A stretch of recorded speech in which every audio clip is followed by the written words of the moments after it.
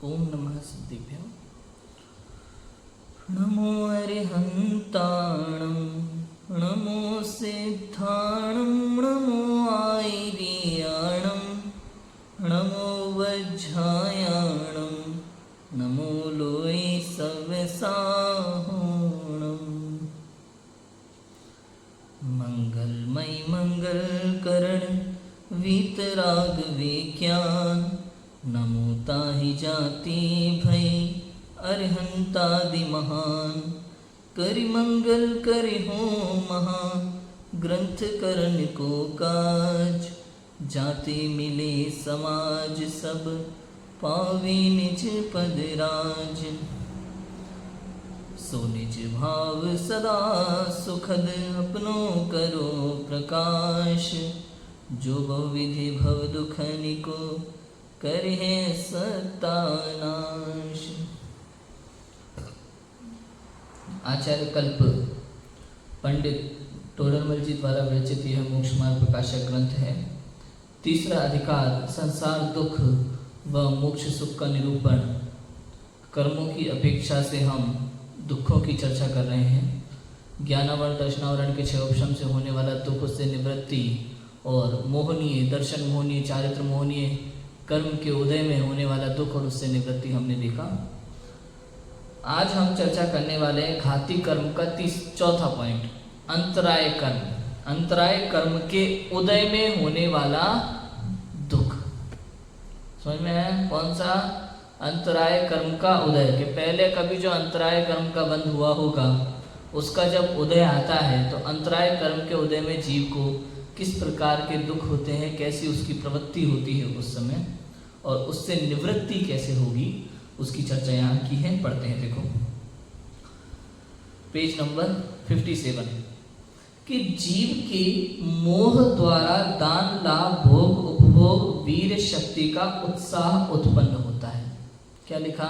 जीव के मोह द्वारा दान लाभ भोग उपभोग वीर शक्ति का उत्साह उत्पन्न होता है, परंतु अंतराय के उदय से हो नहीं सकता, तब परम आकुलता होती है, सो यह दुख रूप है। ये जो इच्छाएं है ना, ये मोह के उदय पे होती है। मोह इसमें सबसे महत्वपूर्ण है। मोह माने अज्ञान, ममत्व का परिणाम, मिथ्यात्व, इसका नाम मोह है। और मोह के उदय में जीव को मोह के द्वारा, ममत्व परिणाम के द्वारा दान लाभ भोग उपभोग वीर शक्ति का उत्साह उत्पन्न होता है। किसी को दान देना, किसी से दान लेना, लाभ की प्राप्ति होना, भोग करना, उपभोग करना। भोग माने जो एक बार भोगने में आए, उपभोग माने जो बार बार भोगने में आए, और वीर शक्ति बल आदि का उत्साह उत्पन्न होता है, और प्राप्ति का उत्पन्न होता है, और प्राप्त हो और प्राप्त हो और प्राप्त हो, ऐसा। परंतु अंतराय के उदय से हो नहीं सकता। अगर अंतराय कर्म आ जाए तो आप जो चाहते हैं वो होता नहीं है, उसमें कोई ना कोई अड़चन आ जाती है, इसका नाम अंतराय है। समझ में? अंतराय माने अड़चन, एक तरह की अड़चन आ जाना। जैसे पंडित जी को दान दे रहे थे 2000 रुपये, इतने में पंडित जी का असिस्टेंट आ गया, दोनों को 1000 दे के निपटा दिया। समझ में आई? ये भी अंतराय है, उनका फायदा है, इनका नुकसान। कहीं ना कहीं ऐसा होता है, अंतराय कर्म का उदय। दान में लाभ मिलना था 1 करोड़, कोई ना कोई अड़चन ऐसे आ जाती है, 1 करोड़ के 50 लाख हो जाते हैं, कई बार तो मिलता ही नहीं है कुछ। टेंडर मिलने वाला था, अंतराय कर्म के उदय से नहीं मिला। एक टेंडर डालते हैं ना बड़ी बड़ी कंपनी, कॉन्ट्रैक्टर वगैरह, तो इच्छा होती है लाभ की बहुत, लेकिन अंतराय कर्म के उदय से कोई ना कोई ऐसी व्यवस्था बनती है कि हो नहीं पाता काम। साता साता तो अलग है, वेदनीय कर्म के अंदर में आता है साता साता। ये तो अंतराय कर्म के कारण से कार्य नहीं हो पा रहा ना अपना, तो उसके कारण से दुख होता है। हर कर्म के अलग अलग दुख है। साता साता की चर्चा तो आघाती कर्म में अपन करेंगे कल, अभी तो अंतराय है। अब अंतराय के उदय से जब उसका कार्य नहीं होता, उसकी इच्छा पूरी नहीं होती, लाभ नहीं मिलता, भोग है। जैसे भोग के विषय में आप बात करो तो खाना खाते हैं ना, खाना खाते हैं, अच्छा एक ही रसगुल्ला मिला था, अब मेहमान आ गए, घर में 5 ही थे, पहले मेहमानों को खिलाने पड़ते हैं, बच्चे बेचारे शक्ल ताकते रह जाते हैं। समझ में आया? ये अंतराय है, ये अंतराय कर्म का उदय है, उससे होने वाला दुख है। साता साता की चर्चा अपन कल करेंगे। ये सब कर्म एक दूसरे से सब कनेक्टेड है, सब कुछ कनेक्टेड है। कषाय कनेक्टेड है, दुख वही की वही है। नाम किसी का भी रख दो, निमित्त कुछ भी रख दो, दुख तो वही है। और ये सारे दुखों में मूल मिथ्यात्व है, अज्ञान के कारण होता है। अगर ज्ञान हो ना तो उसे वो दुख लगता ही नहीं है। समझ में आया कि नहीं आया? ज्ञान हो तो उसे वो सब परिस्थिति समान नजर आती है, उसे फिर वो दुख नहीं लगता, इसलिए वो सुखी रहता है। उसी परिस्थिति में अज्ञानी जीव दुखी रहता है, उसी सेम परिस्थिति में ज्ञानी सुखी रहता है। अब जिसको बेड पे सोने की आदत है उसको बेड ही चाहिए, जमीन पे सोने वाला कहीं भी सो जाता है, उसको बढ़िया नींद आती है, मजे में है। ऐसा है अज्ञानी जीव, हर परिस्थिति में उसको अपना सेटिस्फेक्शन चाहिए, मोह का उदय, ये चाहिए वो चाहिए वो चाहिए, तूने दुनिया भर की इच्छाएं। और ज्ञानी जीव सहज है, जैसा है वैसे में सुखी। समझ आया? तो ऐसा होता है। अब अंतराय के उदय से हो नहीं सकता तो परम आकुलता होती है, बहुत दुखी होता है, आकुल व्याकुल होता है एकदम। टेंडर नहीं मिला तो ये खून कर देंगे, उसके लिए अनेक तरह के उपाय करता है। जैसे हमने कषाय में कहा ना, लालच, लोग कषाय में ले सकते हो, लालच आ गया उस चीज़ का, उसके अर्थ अनेक उपाय करेगा। जो जो कंपनियां टेंडर डालेंगी उन कंपनियों में जो एम्प्लॉयज़ होंगे जिनको उसकी जानकारी होगी उनको खरीद लेंगे, उनसे उसका कोड मांग लेंगे, उनकी जानकारी मांग लेंगे, और उसके बाद में अपना टेंडर थोड़े कम में रख करके पास करेंगे। ये सब चीज़ें हैं। कोई नहीं माने तो उसको मरवा भी देंगे, इस तरह की चीज़ें भी होती है। कोई कहता है तुम अपनी तुम्हारा बहुत सस्ते में कर रहे हो तुम, और तुम्हारी बहुत कंपनी का नाम है, ये टेंडर तुम्हें मिलने के चांस है, तुम पीछे हट जाओ, हम तुम्हें इतने पैसे दे देंगे, और नहीं हटोगे तो। समझ में आया? ये सब चीज़ें भी होती हैं। अब मिला कि नहीं मिला, अब यहाँ पे ये सब चीज़ें चल रही है, वो लालच, उसके अर्थ अनेक उपाय करता है, विचार करता है, वो एक अलग चला गया लोक कषाय में, चाय चुमोनी में ना। यहाँ तो बात चल रही है अंतराय की, मिला कि नहीं मिला, मिल गया तो ठीक है, नहीं मिला तो अंतराय कर्म के उदय से नहीं मिला। समझ में आ गया? मतलब एक एक परिस्थिति के लिए अलग अलग नाम है, कौन सा काम किस कर्म के उदय में चल रहा है। समझ में आया कि नहीं आया? है सब वही है, हाँ, सब कुछ वही कर्म, वही कषाय, वही परद्रव्य का निमित्त, सब वही। सो ये दुख रूप है। इसका उपाय यह करता है, अब इसका उपाय करेगा, समझ में आया? क्या कि दान लाभ भोग उपभोग वीर्य का उत्साह उत्पन्न होता है मोह के उदय में। अब अंतराय कर्म के उदय से हो नहीं सकता, तब परम आकुलता होती है, दुखी होता है। अब उस दुखी होता है तो दुख से बचने का उपाय करता है। कोई भी जीव यदि दुखी है तो उस दुख को दूर करने का उपाय तो करता ही है। अब उपाय क्या करता है कि उपाय यह करता है कि जो विघ्न के कारण सूझते हैं, अड़चन या विघ्न, जो विघ्न के कारण सूझते हैं उन्हें दूर करने का उद्यम करता है, परंतु वह उपाय झूठा है। जैसा कि बताया ना, दूसरी कंपनी के चांस ज्यादा होते हैं टेंडर को, तो उनको खरीदने की कोशिश, ये विघ्न को दूर करने का प्रयास है। लेकिन ये उपाय क्या है? झूठा है। उपाय करने पर भी अंतराय का उदय होने से विघ्न होता देखा जाता है। 50 तरह के उपाय करने के बाद भी विघ्न तो होता देखा जाता है। मैच फिक्सिंग होती है ना, मैच फिक्सिंग। तो मैच फिक्सिंग में क्या होता है, सट्टेबाज होते हैं कुछ लोग, मैच फिक्स कर लेते हैं। ये बास्केटबॉल है, क्रिकेट है, फुटबॉल है, वहाँ जा कर के खिलाड़ियों की वीडियोस बनाते हैं। पहले तो प्रैक्टिस करते होते तो उनकी वीडियोस बना लेते हैं, देखते हैं बैठ करके कौन सबसे अच्छा खिलाड़ी है, उससे मिलेंगे, उसको खरीदने की कोशिश करेंगे। समझ में आया? अब यहाँ जीत हार का प्रश्न बन रहा है मैच में। अब यहाँ उसको खरीद लिया और दूसरी टीम हार गई, तो यहाँ पे उस मैच फिक्सिंग वाले का दोष है कि उनके अंतराय कर्म का दोष है? कि अंतराय कर्म के उदय में ये सारी चीजें हुई हैं। अगर वो फिक्स नहीं करता है तो हार गई, तो अंतराय कर्म का उदय। अब समझ में आ रहा है? मतलब मैच फिक्सिंग उसने किया नहीं किया उससे मतलब नहीं है, मतलब ये अंतराय कर्म का उदय है, तो ऐसी व्यवस्था बनेगी कि आप हारोगे ही हारोगे। एक नहीं तो दूसरा कारण, दूसरा नहीं तो तीसरा कारण, कोई ना कोई कारण बनेगा, आप हारोगे। दोष किसी को देने से कोई फायदा नहीं, ये कहना चाह रहे हैं। सुखी होने के लिए इतना समझना है बस, अंतराय कर्म का उदय है तो ऐसा हुआ। कितना इजी है। उपाय करने पे भी अंतराय कर्म का उदय होने से विघ्न होता देखा जाता है। अंतराय का क्षयोपशम होने पर बिना उपाय भी विघ्न नहीं होता। अंतराय कर्म का उदय नहीं हो तो किसी को खरीदने की जरूरत नहीं है, किसी को बेचने की जरूरत नहीं है, अपने आप जीता देखा जाता है। समझ में आया कि नहीं आया? किसी से डरने की जरूरत नहीं है, कुछ करने की जरूरत नहीं है। सोच लेना कभी भी। आप देखो कई बार है ना, व्यक्ति सालों प्रैक्टिस करता रहता है, महीनों प्रैक्टिस करता रहता है वर्ल्ड कप का, फिर भी 0 पे आउट हो जाता है। कुछ लोग ऐसे होते हैं, सो के उठ के आया और छक्के चौके लगा रहा है। समझ में आया कि नहीं आया? अंतराय कर्म का उदय और कर्म का उदय नहीं होता, ऐसा होता है। पाप के उदय में, पुण्य के उदय में। हम ये पाप पुण्य में बंटवारा कर देते तो ऐसा ही होता है। समझ में है कि नहीं आया? पुण्य का उदय हो तो कुछ करने की जरूरत नहीं पड़ती, अपने आप वस्तु स्वरूप ऐसा बन ही जाता है अपने आप। आदमी आश्चर्य करता है। पाप कर्म के उदय में ये सारे ऐसे अंतराय और ये सब, हाँ, ये सब है, ये कर्म ही है ना। तो ये सब जब अशुभ कर्म का उदय माना जाएगा ना, इसको पाप भाव किया तब जाकर के उसका ऐसा कर्म बंधा कि उदय में आने पर इसको दुख देगा। और पुण्य का भाव किया, शुभ भाव किया तो पुण्य का ऐसा कर्म बंध होगा कि उदय में आएगा तो उसको अच्छा होगा। तो यहाँ जो उदय में आ रहा है अंतराय कर्म, ये पाप के उदय में आ रहा है। समझ में आया कि नहीं आया? ऐसा होता है। मतलब ये पाप और पुण्य के ही इतने भेद हैं ऐसे? पाप और पुण्य कर्म के भेद हैं। हाँ, ऐसा ही है। पुण्य कर्मों को बुरे को आप अच्छे और बुरे में बांट सकते हो, पाप पुण्य में बांट सकते हो, कोई दिक्कत नहीं। एक आप शुभ अशुभ भाव 3 तरह के परिणाम कह दिए, ऐसे कर्म कह दिए। अपन सीधे कर्मों को इतना भेद प्रभेद प्रकृतियां मत मानो, सीधा एक ही बात कहो कि अशुभ भाव से पाप बंधा है, अशुभ भाव से पुण्य बंधा है। पाप का उदय आएगा तो दुखी होगा, पुण्य का उदय आएगा तो सुखी होगा। सिंपल है इतना। ये तो अपन डिटेल में पढ़ रहे हैं थोड़ा सा कि भैया ये हुआ तो कौन सा कर्म हुआ, ये हुआ तो कौन सा कर्म हुआ। ऐसे डिटेल बहुत है। जैन शासन में अभी 148 प्रकृतियां हैं इन कर्म की। एक एक की चर्चा करो आप घूमट सार कर्म कांड उठा करके, तो और आनंद आएगा। ऐसा है। तो अंतराय का क्षयोपशम होने पर बिना उपाय भी विघ्न नहीं होता, इसलिए विघ्नों का मूल कारण तो अंतराय है। मूल कारण अंतराय है।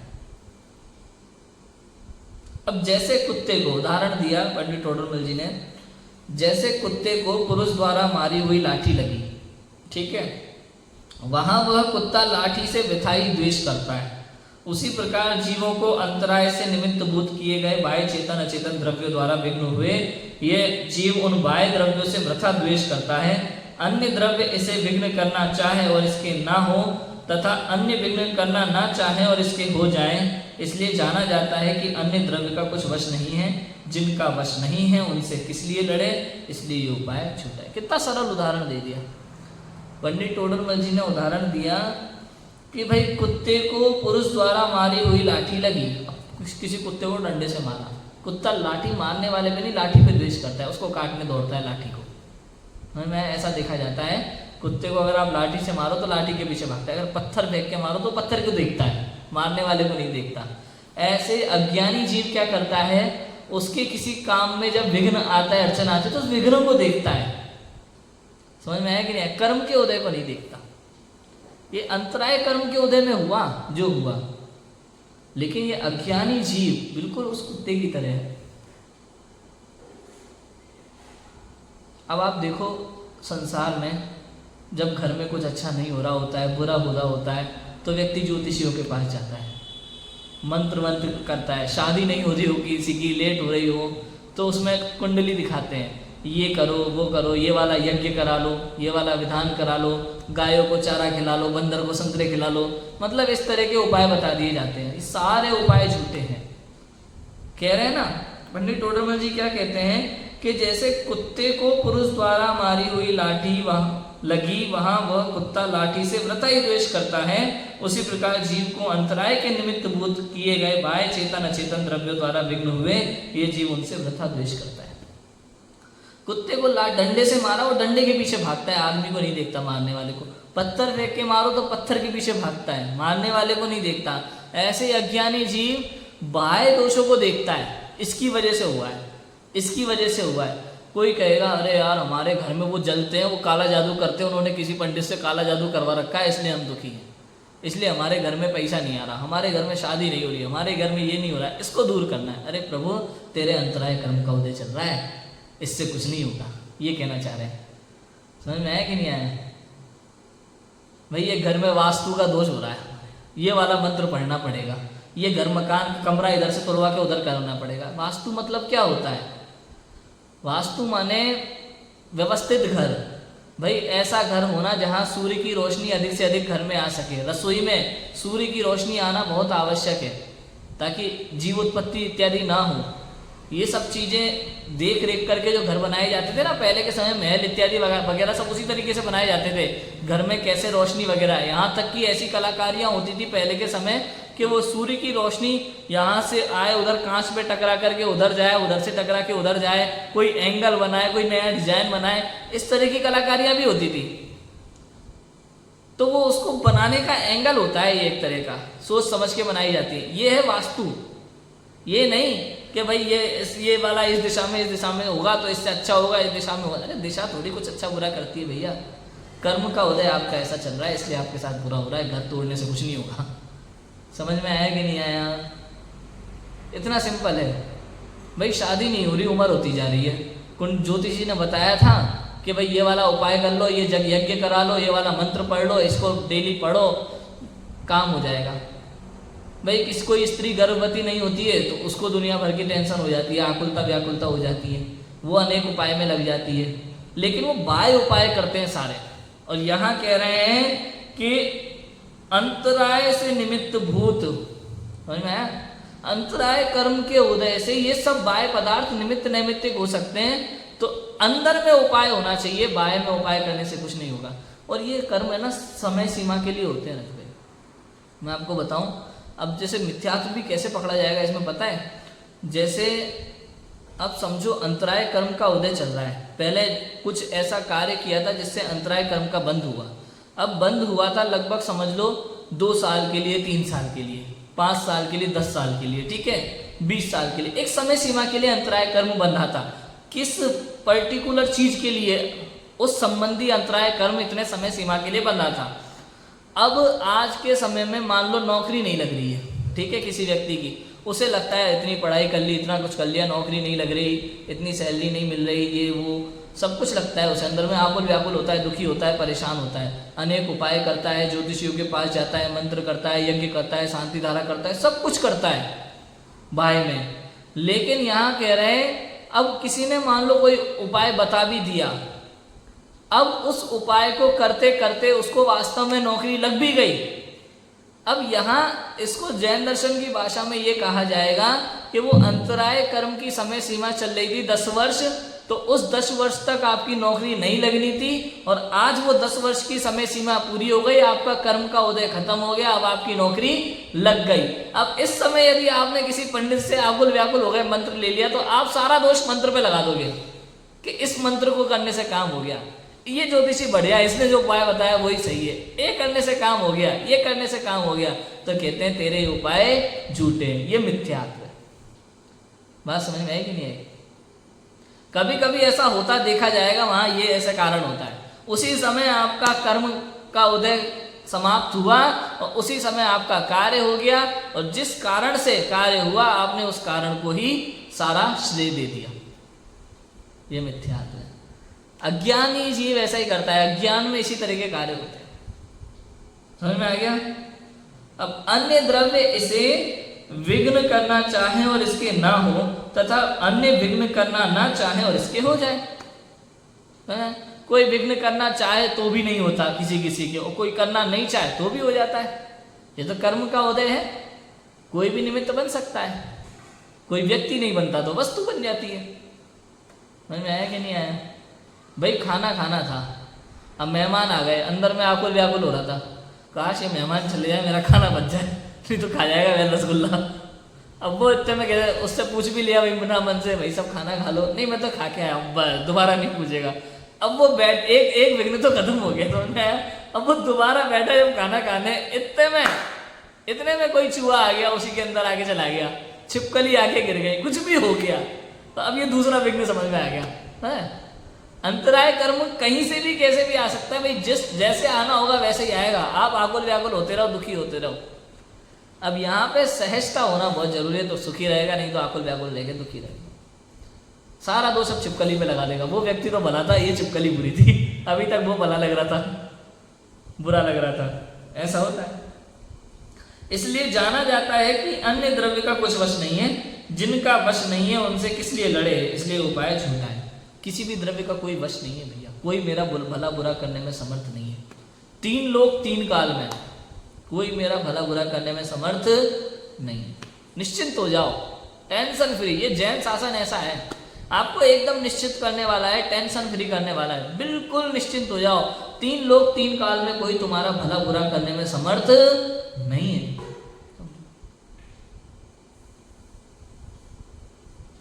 किसी भी अवस्था में राजू भाई, आप स्वाध्याय करो ना करो, पढ़ो ना पढ़ो, आप कुछ मत करो, लेकिन अगर आपको अगले भव से मोक्ष जाना है ना, तो आप देखो कैसे निमित्त बनेंगे, कौन सी लाइन आपके कान में पड़ेगी और कैसे आपकी परिणति बदलेगी और आप कैसे आगे बढ़ जाओगे, कैसे अगले भव से मोक्ष चले जाओगे, आप विचार नहीं कर सकते।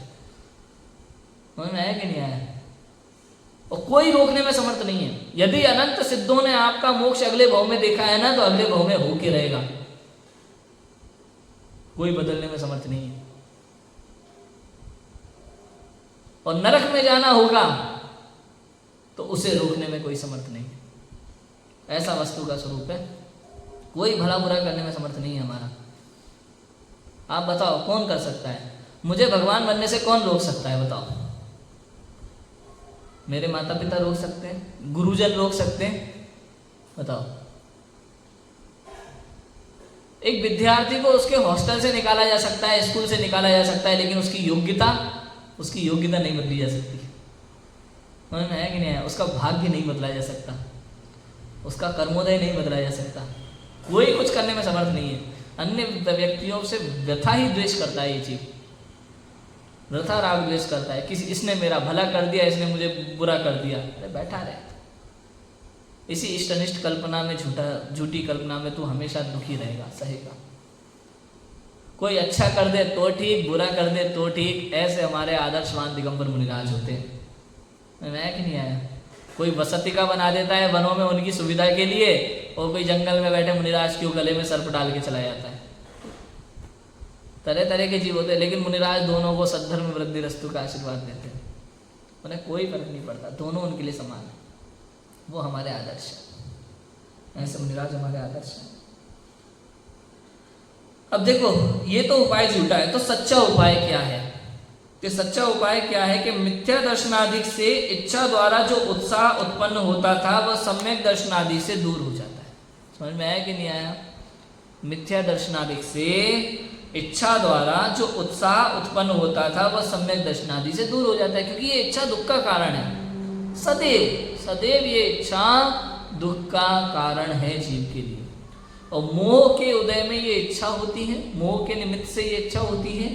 अब मिथ्या दर्शनादिक मोह से, अज्ञान से जो इच्छा हो रही है जीव को, ये मिल जाए मुझे, ये मिल जाए, ये प्राप्त हो जाए, ये प्राप्त हो जाए, ये प्राप्त हो जाए, उसका जो उत्साह उत्पन्न होता है अंदर में, तो ये वाला मोबाइल अच्छा है, ये चाहिए, उसके लिए एक्साइटमेंट, उत्साह, ये वाला लैपटॉप खरीदना है, ये वाला घर, ये वाली गाड़ी, समझ में आया कि नहीं आया? ये वाली नौकरी, ये सब लगा लेना। मिथ्या दर्शन, अज्ञान से इच्छा द्वारा जो उत्साह उत्पन्न होता था वह सम्यक दर्शनादि से दूर हो जाता है। सम्यक दर्शनादि से कैसे दूर हो जाता है? कि अज्ञान में इच्छा उत्पन्न हुई ना, कि ये चाहिए, ये चाहिए, ये चाहिए, ये चाहिए। सम्यक दृष्टि जीव वस्तु स्वरूप का यथार्थ श्रद्धान करने वाला जीव होता है।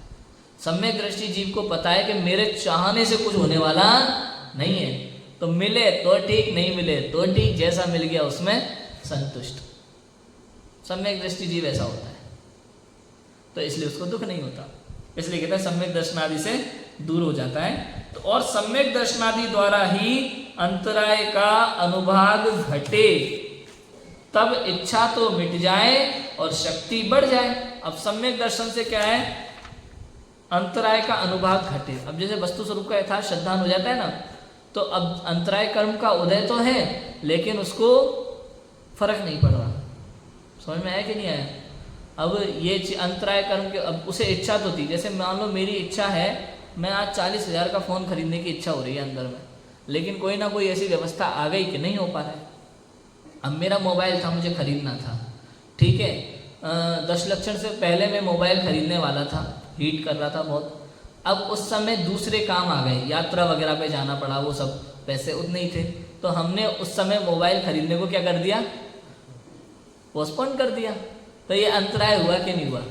अब अज्ञानी जीव आकुल व्याकुल हो जाता है, अरे यार ये अब दूसरा काम आ गया, उसमें पैसा लग जाएगा, ये हो जाएगा, वो हो जाएगा, मैंने ये सोचा था अभी ये आ गया, ये हो गया, हमने तो पूरी प्लानिंग पे पानी फिर जाता है उसकी कई चीज़ों पे, वो दुखी हो जाता है, आकुल व्याकुल हो जाता है, परेशान हो जाता है। लेकिन ज्ञानी जीव कोई बात नहीं, ठीक है, जो हुआ सो से ठीक, वस्तु व्यवस्था का श्रद्धान होता है उसे, तो सुखी रहता है। अनुभाग तो घट जाता है, शक्ति उसकी बढ़ जाती है। शक्ति जैसे जैसे अनुभाग करता है ना कर्म का, आत्मिक शक्ति बढ़ती जाती है। अब तब वह दूर होकर निराकुल सुख उत्पन्न होता है, सहजता सुख। अब वो दुख दूर हो जाता है इसमें। इच्छा के कारण से दुखी था, इच्छा मन में उत्पन्न हो रही थी, इच्छा पूरी ना होने से दुखी था। और इच्छा पूरी होती भी नहीं है ना कभी जीव की। आप सोचो ना, एक इच्छा पूरी होती है, दूसरी इच्छा खड़ी रहती है सीना तान के ऐसे, दूसरी पूरी करेगा, तीसरी खड़ी है, कितनी पूरी करेगा। लिखा था कितना बढ़िया लिखा पंडित जी ने कि इस जीव के आत्मानुशासन में ना, आत्मानुशासन में लिखा कितनी इच्छाएं जीव के एक गड्ढे में समस्त लोक अणु समान है। इच्छा रूपी इतना बड़ा गड्ढा, पूरा लोक एक छोटे से अणु के बराबर है उस गड्ढे में। अब जीव तो अनंत अनंत, इच्छाएं उनकी अनंत अनंत, किसके हिस्से में कितना आएगा बताओ। लोग एक वो भी अणु के समान गड्ढा पूरा खाली पड़ा है एक ही व्यक्ति का, उस एक व्यक्ति की इच्छा पूरी नहीं हो रही, तो अनंत जीवों की इच्छाएं कैसे पूरी हो। आप बताओ। अब एक रसगुल्ला है राजू भाई कितने लोगों में बांटोगे। आपने गेस्ट बुलाए हैं 1000 गेस्ट है, रसगुल्ला एक है, एक रसगुल्ले को 1000 लोगों में कैसे बांटोगे आप। ये तो बहुत छोटा उदाहरण है, आप सोचो। अब उसी एक रसगुल्ले को 1 लाख में कैसे बांटोगे 1000 के बाद, उसी एक रसगुल्ले को 1 करोड़ की जनसंख्या में कैसे बांटोगे। और फिर 1 करोड़ की जनसंख्या में किसी को ज्यादा मीठा पसंद है, किसी को कम पसंद है, किसी को कैसा पसंद है, किसी को कैसा पसंद है, कोई चाहिए मुलायम चाहिए, कोई कहता है थोड़ा टाइट चाहिए क्या करोगे। ये संसार ऐसा ही है, वस्तु स्वरूप ऐसा है। अब सम्यक दृष्टि जीव जानता है वस्तु का स्वरूप ऐसा ही है, उसे दुख नहीं होता, वो सहज रहता है। बात तो दुखी होने वाली थी 100%, लेकिन वो जानता है दुखी हो गया कुछ फायदा नहीं है, मस्त रहो। उसी चीज को लेकर के एक जीव आप देखो कितना दुखी नजर आएगा अज्ञान के कारण से, और एक जीव कितना सुखी नजर आता है। कोई मुझे गाली दे दे तो आकुल व्याकुल हो जाते हैं हम, और मुनिराज के सामने कोई तलवार भी उठा करके गला काट दे तो फर्क नहीं पड़ता। हम एक कुत्ता हमारी तरफ भौंके तो हम डर के मारे भाग जाते हैं, और शेर की दहाड़ सुन के भी अंदर में अतीन्द्रिय आनंद का वेदन कर रहे हैं। तो परिस्थिति देखो आप, समझ में आया कि नहीं आया। तो वो सुखी है, दुख दूर होकर निराकुल सुख उत्पन्न होता है। जब सम्यक दर्शन होता है, वस्तु स्वरूप का यथार्थ श्रद्धान हो जाता है। अब कोई कहे अरे भाई लोक व्यवहार समझो लोक व्यवहार है, मुनिराज को ऐसा ही करना चाहिए, शेर की दहाड़ सुन के भाग जाने, भाई भागोगे तुम उनको फर्क नहीं पड़ेगा, उन्हें मालूम है भाई ये शरीर को खाएगा, ज्यादा से ज्यादा क्या करेगा, मैं मरने वाला नहीं हूं। निज आयुष ऐसे मरण हो यह बात जिनवर ने कही, अगर इस शेर के निमित्त से इसी समय मेरी मृत्यु होनी है तो 3 लोग 3 काल में कोई टालने वाला नहीं है। इन लोक व्यवहार की बातें ये सब कहने सुनने में ठीक है, अच्छी लगती हैं, लेकिन वस्तु स्वरूप का श्रद्धान इससे नहीं होगा। लोक व्यवहार की बातों का श्रद्धान मतलब मिथ्या श्रद्धान, 100% मिथ्या श्रद्धान। कहने सुनने में अच्छी लगेगी, आप कहो कि भाई शेर दिख जाए तो भगना, ठीक है, वो सब बातें समझ में आती हैं, लेकिन सच्चाई यही है कि आप कितना ही भाग लो, यदि उस शेर के निमित्त से ही आपका मरना है ना, तो कितना भागोगे, तुम्हारे 2 पैर उसके 4, उसकी फुर्ती जैसी तुम्हारी बुद्धि है क्या। लेकिन अगर उससे बचना लिखा है तो तुम नहीं भी भागोगे ना, तो भी कोई ना कोई ऐसा कारण पड़ेगा कि वो तुम्हारा कुछ नहीं करेगा। या तो उसका पेट भरा होगा, या फिर कोई ना कोई ऐसी चीज होगी सामने कि वो तुम्हें छुएगा भी नहीं। कई चीजें ऐसी हो सकती है। दिगंबर मुनिराज देखो ना, कई बार ऐसे हैं, कई मुनिराज ऐसे हैं जिन पर शेरों ने उपसर्ग किया है, बाघों ने उपसर्ग किया है, सियालों ने उपसर्ग किया है, लेकिन कई दिगंबर मुनिराजों के सामने सिंह, नेवला, बकरी आदि भी बैठे रहते हैं। देखो ऐसे सबका अपना अपना कर्म का उदय है। उनका ऐसा कर्म का उदय था पूर्व जन्म का कि उनको शालिनी या भागिन वगैरह खाने वाली थी। और किसी मुनिराज का ऐसा कर्म का उदय है, इतना पुण्य का तीव्र उदय है कि जंगली जानवरों के परिणाम शांत हो जाते हैं उनको देखते ही। अब बताओ, अब लोक व्यवहार कहाँ गया भाई? ये सब बातें अज्ञानी जीवों की है, बहुत हल्की लेवल की बातें हैं, इससे ऊपर भी कुछ है। तो मैं जो बातें करते हैं लोग व्यवहार में 4 आदमी बैठ करके, वो बातें केवल अखबार पढ़ते समय बोलने में अच्छी लगने वाली बातें हैं, इससे ऊपर भी कुछ होता है वो उन्हें पता ही नहीं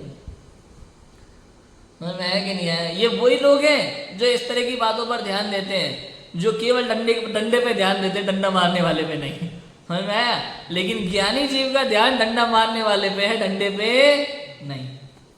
ज्ञानी अज्ञानी में ये अंतर हो जाता है। और अगर डंडा मारने वाले पे ध्यान है तो अगर पिताजी ने मारा तो दिक्कत नहीं है, किसी और ने मारा तो दिक्कत होती है। ऐसा दुख सुख होता है, समझ में आया कि नहीं आया? तो डंडे मारने वाले को देख करके हम उसका कुछ बिगाड़ सकते हैं क्या? अपने आप ही चुपचाप हाथ जोड़ के खड़ा हो जाता है भाई सब। समझ में आया कि नहीं है? कई बार आप देखो ऐसे लोग व्यवहार में, डंडा मारने वाला अगर थोड़ा कमजोर हुआ, हमारे अंडर वाला हुआ हमारे अंडर में, तो उसको देख करके गुस्सा आ जाता है। और डंडा मारने वाला हमारे अनुकूल है, पिताजी हैं, दादाजी हैं, या हमारा खुद का छोटा बच्चा है। छोटा बच्चा मतलब अपना बेटा, ऐसा नहीं 10-12 साल का हो, छोटा बच्चा माने 2-3 साल का, उसने अगर डंडा मारा हो तो उस पर गुस्सा आता है क्या? नहीं आता। वहां और खुश होता है, मुस्कुराता है, अच्छा पिताजी को मारेगा, और गोदी में लेके खिलाएगा उसे। ऐसे ज्ञानी जीव अंतराय कर्म को देख कर इसका कुछ बिगाड़ तो सकते नहीं अपन, आएगा उदय में आगे चला जाएगा, अपने को क्या लेना देना है इससे, खुशी रहता है, मस्त रहता है, निराकुल सुख। आकुलता ही नहीं है, बिल्कुल निराकुल है, मस्त है। इसलिए सम्यक दर्शनादि ही सच्चा उपाय है। बाय में कितने ही मंत्र तंत्र कर लेना, यज्ञ कर लेना, सारे सब कुछ कर लेना, उससे ये कार्य मिटने वाला नहीं है, उससे कुछ होने वाला नहीं है, समझो। सम्यक दर्शनादि सच्चा उपाय है कि सब होता रहे फिर भी मस्त है। अज्ञानी जीव 50 तरह के उपाय करेगा, नौकरी मिल जाए, शादी हो जाए, घर परिवार अच्छा हो जाए, बच्चे हो जाए, इनके 50 तरह के उपाय करेगा। लेकिन ज्ञानी जीव हो जाए तो ठीक, नहीं हो तो ठीक। बनारसी दास जी को देखो, हर पत्नी हर पुत्र पत्रियां मर रहे हैं, लेकिन फिर भी कभी किसी मिथ्या गुरु के पास नहीं गए कि हमें कोई मंत्र दे दो, झाड़ा लगा दो, फलाना कर दो, ठिकाना कर दो, कुछ नहीं। वस्तु व्यवस्था का श्रद्धान है उन्हें श्रद्धान है कि निज आयु छे से मरण हो, ये बात जिनवर ने कही। कुछ झाड़ा लगाने से कोई बच्चा बच जाए, ऐसा हो सकता नहीं है। कोई मंत्र तंत्र करने से बच जाए, शांति धारा करने से बच जाए, भक्तामर का कोई श्लोक पढ़ने से काम हो जाए, ऐसा हो सकने वाला नहीं। अब समझ में आ गई बात?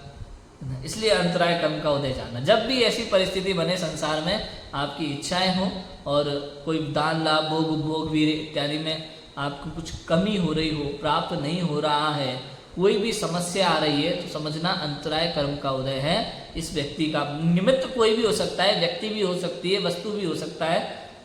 उस समय उनको छोड़ करके उन पे ध्यान देने के बजाय, डंडे पे ध्यान देने के बजाय व्यक्ति अर्थात अंतराय कर्म के उदय पे ध्यान देना और अंदर में सहज भाव रखना, समता भाव रखना वस्तु स्थिति के प्रति, और आनंद मग्न रहना। इसी का नाम सच्चा उपाय है दुख से बचने का। अंतराय कर्म के उदय में जो होने वाला दुख है, उससे निवृत्ति, इसी का नाम है। समझ में आया?